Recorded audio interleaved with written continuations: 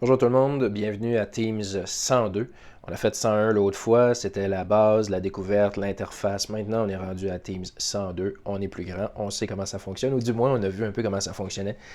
Ce que j'ai eu comme information, c'est qu'il y a de la demande pour savoir comment on fait pour créer une rencontre, une réunion avec nos collègues. Au niveau des directions, ça a été demandé en particulier, mais ça peut être bon, évidemment, pour toutes les autres personnes, les chefs de département quelconque, là, les chefs de secteur, peu importe comment vous vous appelez, si vous voulez vous regrouper certaines personnes ensemble. Donc, comment planifier tout ça. Première chose à faire, ça va être donc de créer une réunion. Et certains d'entre vous sont déjà habitués de le faire. Ça se fait avec Outlook. Ici, j'ai utilisé Outlook Web, mais avec Outlook lourd, va faire la même chose. Je me rends dans mon calendrier. J'y étais déjà. Et je crée un nouvel événement. Je vais créer un événement bidon. Là, il va être en soirée, puis ça va être bien correct pour l'exemple. Donc, je fais un clic. Je vais l'agrandir. Et je vais l'appeler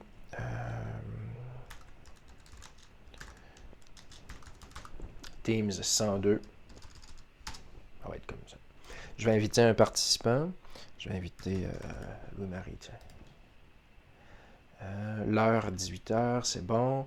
Et si je mets une répétition, si je le mets donc à tous les jours, ça va créer un événement spécial, ça va créer une réunion que je peux réutiliser dans Teams. Plutôt intéressant, je vais vous le montrer. Sachez que si je ne mets pas de répétition comme ça, l'événement que je crée est bon seulement qu'une fois. Donc, j'entre dans l'événement, je fais ma réunion et lorsque j'en sors, la salle de réunion aura disparu. Dans le cas actuel, j'ai décidé de faire une répétition, donc un événement récurrent chaque lundi, mardi, mercredi, jeudi, vendredi, jusqu'au 3 juillet. Et donc, je vais ajouter une réunion Teams ici. C'est vraiment cette fonction-là que vous devez utiliser pour créer votre réunion. Et donc là, on a nos participants, on a une heure de début et on a une récurrence. On est prêt à envoyer notre invitation, c'est aussi simple que ça. J'envoie mon invitation, ma réunion s'est placée dans mon calendrier. La personne que j'ai invitée reçoit un courriel. Dans son courriel, ça lui demande si elle veut assister ou pas à la réunion. Et dès qu'elle va cliquer J'accepte, le courriel disparaît. Et ça a créé de la confusion souvent là, dans les usagers. Le fait que la demande de réunion, lorsqu'elle est acceptée, disparaisse dans les courriels, ça veut dire qu'elle a été ajoutée au calendrier. C'est peut-être une bonne notion à partager avec vos collègues. Donc, ils doivent se rendre dans leur calendrier pour voir l'événement. Alors là, j'ai mon événement qui est ici que je viens de créer et j'ai un lien automatiquement pour rejoindre cette réunion-là. Donc, pas besoin de chercher ailleurs. Tout est là. Je clique sur ma réunion. Dans un nouvel onglet, ça m'offre d'ouvrir Teams, ce que je vais faire. J'utilise la version Teams lourde, une version qui a plus de fonctions à l'intérieur que la version web. Je désactive mon micro, c'est la politesse lorsqu'on rejoint une salle, question que ça ne fasse pas de bruit, tout notre environnement entre pas, le son de notre environnement entre pas dans notre micro, et je rejoins la conversation. Voilà. Je suis maintenant dans la réunion. Je vais simplement me déplacer ici parce que je veux vous montrer les différents outils qui sont en bas. Vous les connaissez déjà. Ouvrir, fermer la caméra, ouvrir, fermer le micro, partager son écran pour obtenir de l'aide. J'attire votre attention maintenant sur deux éléments qui sont peut-être plus ou moins bien maîtrisés, c'est-à-dire la conversation. Puisqu'on est dans une réunion où il y a plusieurs participants, que notre microphone est fermé et que notre caméra est fermée, ça prend tout de même une façon de s'exprimer. Donc, l'affichage de la conversation, cette petite bulle-là ici, voilà, est très, très utile puisqu'elle va faire afficher à droite de ma réunion une conversation. Bonjour à tous et j'envoie. Qui va pouvoir consulter ce message-là? Où ce message-là s'affiche-t-il? Ben, il s'affiche dans les fils de discussion de tous les participants. Qui sont ces participants? On peut le voir ici avec l'autre icône Donc, afficher les participants. J'appuie sur ce bouton. Et là, l'endroit où il y avait la conversation, maintenant, affiche les participants. Je vois que j'ai invité Louis-Marie. Il n'est pas là, hein, parce qu'il n'est pas actuellement dans la réunion. Je suis seul. Et si donc il se joint, il va monter dans l'autre catégorie. Et donc, tous les participants qui sont dans la réunion actuellement vont pouvoir accéder au fil de discussion. Donc, ce n'est pas le temps de faire des discussions privées à l'intérieur de ça.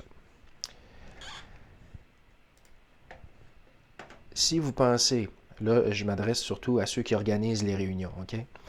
Si vous pensez que le fait d'inviter des gens à partir d'Outlook et puis de créer une réunion sur laquelle ils cliquent et donc ça s'ajoute à leur calendrier, si vous pensez que c'est trop compliqué, cet élément-là, vous pouvez créer un lien pour rejoindre la réunion et leur envoyer ça par courrier électronique de façon à ce que ça reste toujours dans leur courriel. C'est intéressant. Ici, je suis toujours dans les participants. En haut à droite, je clique sur le lien, c'est copié dans le presse-papier. Maintenant, je réduis. Je m'en vais dans mon courrier électronique. Je peux créer un nouveau message.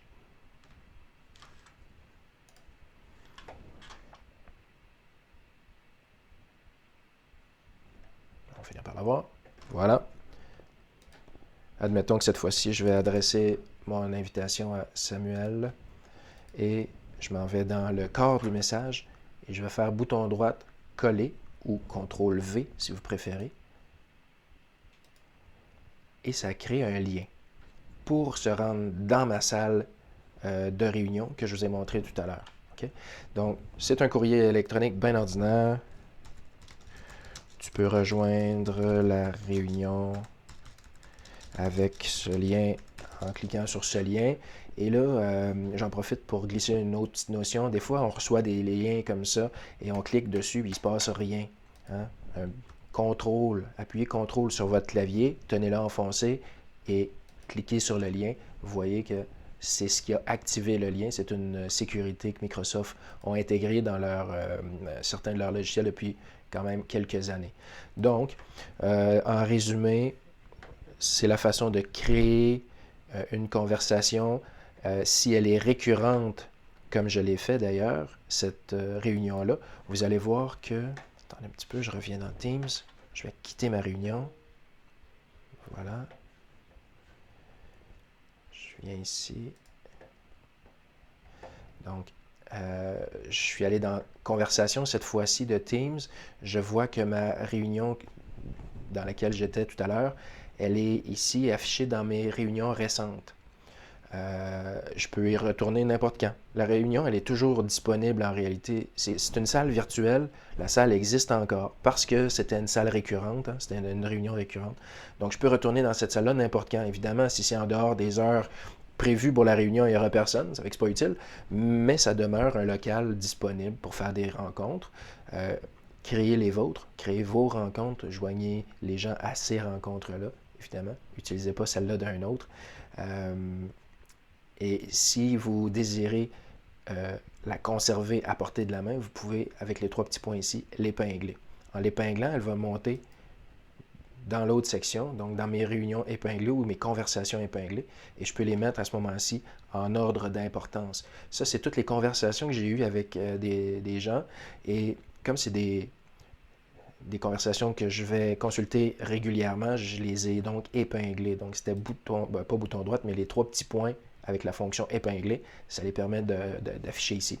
Autre petite astuce, peut-être, à un moment donné, à force d'utiliser Teams, c'est peut-être pas votre cas encore, mais ça va venir, plus on utilise Teams, plus on a des conversations, puis plus on a des réunions qui s'affichent là-dedans. Donc, ça peut être intéressant excusez-moi, un appel, on va rappeler plus tard, ça peut être intéressant de filtrer par mots-clés ou par type de rencontre. Hein? Si on a exemple, beaucoup de messages non lus, on voudrait faire apparaître juste les messages non lus là-dedans. Donc, je peux cliquer ici. Ce n'est pas mon cas, mais il pourrait donc faire un tri ici, un filtre d'affichage, ou encore seulement les réunions. Vous voyez, c'est toutes les réunions à travers les conversations que j'ai eues.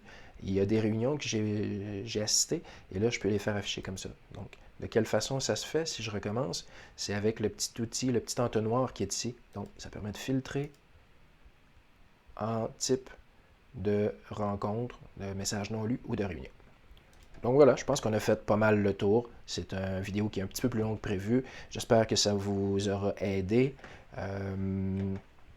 J'ai couvert pas mal ce que je voulais. Tiens, peut-être une dernière chose. Hein. Tout à l'heure, j'étais dans la conversation de la réunion. J'ai écrit un bonjour à tous.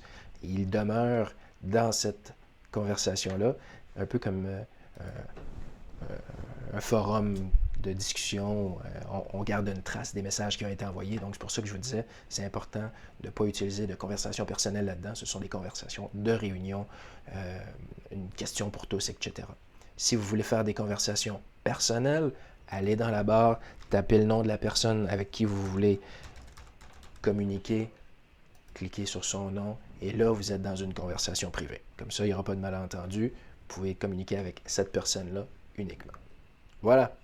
Alors, c'était Teams 200, oh, pas 201, mais on est encore à 102, espérant vous revoir bientôt pour une autre capsule. Bonjour.